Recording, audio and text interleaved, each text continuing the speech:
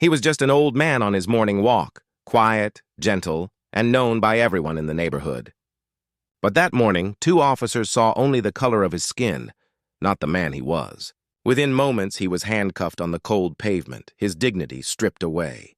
The neighbors watched in silence, too afraid to speak. Yet what the cops didn't know was that the man they were humiliating had a son whose name carried power, discipline, and respect. And when that truth surfaced, everything changed. James Carter was the kind of man everyone respected but rarely truly saw. 72 years old, a retired mechanic, and a father of 1. He'd lived in that quiet suburban neighborhood for over 3 decades. Every morning, like clockwork, he walked to the same corner cafe, ordered his black coffee, and chatted briefly with the barista before heading to the park. It was his small ritual, the kind that reminded him life could still be peaceful. But beneath that calm routine lay years of quiet resilience. James had seen more than his share of injustice growing up in the Deep South. He'd taught his son to serve with integrity, to protect even those who didn't respect him. His son listened and became one of the nation's finest Navy SEAL commanders. That morning, the sun was soft, the streets were still, and James carried only his wallet and a folded letter from his son overseas. He didn't know the police had received a vague call about a suspicious black man wandering the area, and as 2 patrol cars turned the corner, their lights slicing through the quiet morning air, James looked up, unaware that his life, once again, was about to be tested. James had just stepped out of the cafe, his coffee still warm in his hand when the first police cruiser slowed beside him. At first, he didn't think much of it. Cops patrolled the area often. But then the second car appeared, blocking the crosswalk ahead. The flashing lights reflected off the windows, painting the quiet morning in red and blue. He frowned, confused, as 2 officers stepped out, hands hovering near their belts. "Sir, we got a report," one of them said sharply. "Can we see some ID?" James blinked. "A report? About what?" "Don't make this difficult," the officer interrupted, his tone already laced with suspicion. James slowly reached into his pocket, careful and deliberate, years of experience teaching him how fragile these moments could be. But even that caution didn't help. Before he could pull out his wallet, the second officer stepped forward, grabbed his arm, and twisted it behind his back. The coffee spilled, splattering across the pavement. Gasps echoed from across the street.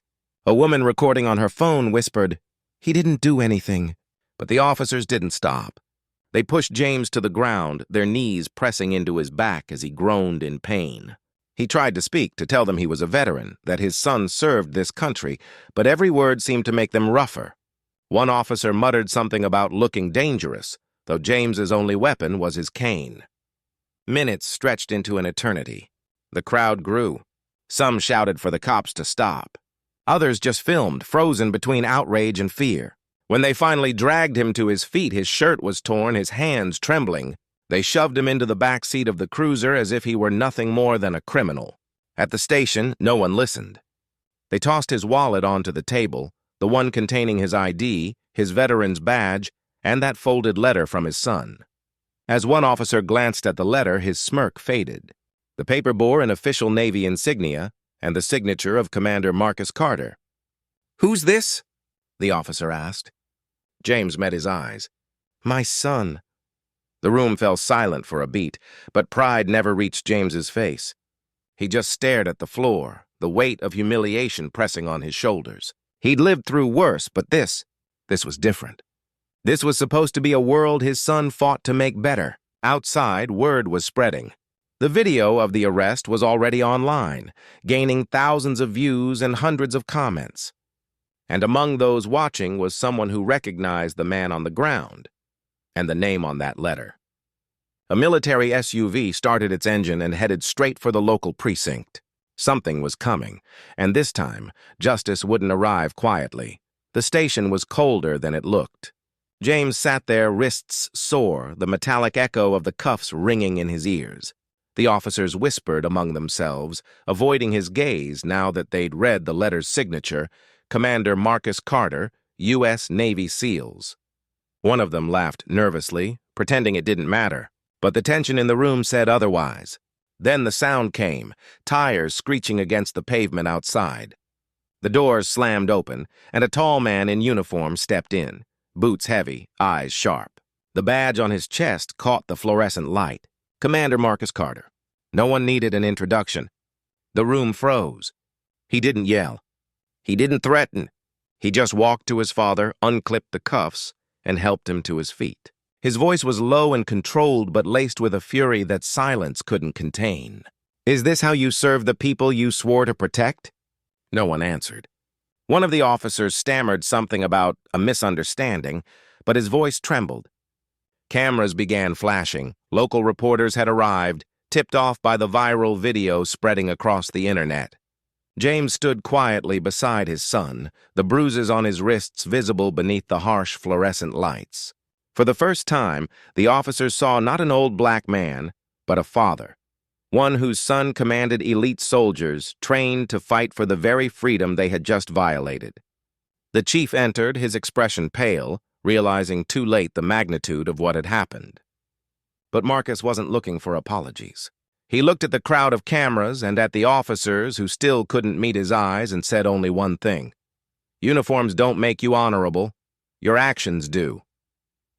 The room went silent. And as James stepped out into the sunlight, his son beside him, the world outside was already watching, ready to decide what justice would mean this time. The charges were dropped within hours. The department called it an unfortunate misunderstanding, the kind of phrase used to tidy up a mess too big to ignore. But for James Carter, the damage wasn't something a press release could erase. His wrists still bore the marks of those cuffs, but deeper than that was the wound of knowing that, after 72 years, he still wasn't seen for who he was, just what he looked like. Marcus refused to let it end there. He used his voice, his platform, and his uniform to speak out, not for revenge, but for reform. He appeared on national news, standing beside his father, reminding America that honor means nothing without humanity. The video of their story spread across millions of screens, not because it was rare, but because it was far too common. Neighbors who once looked away now stopped to talk to James, their small gestures carrying guilt and recognition. The officers involved were suspended, but accountability didn't feel like justice. It felt like the beginning of a long road that should have been walked decades ago. One quiet morning, James sat on that same park bench, the sunlight warm on his hands. A little boy rode past on his bike, smiled, and waved. James smiled back, but this time it wasn't peace he felt. It had a purpose. Because what happened to him wasn't just about one arrest, one man, or one son. It was about a truth too many still refuse to see, that dignity shouldn't depend on color, and respect shouldn't require a title.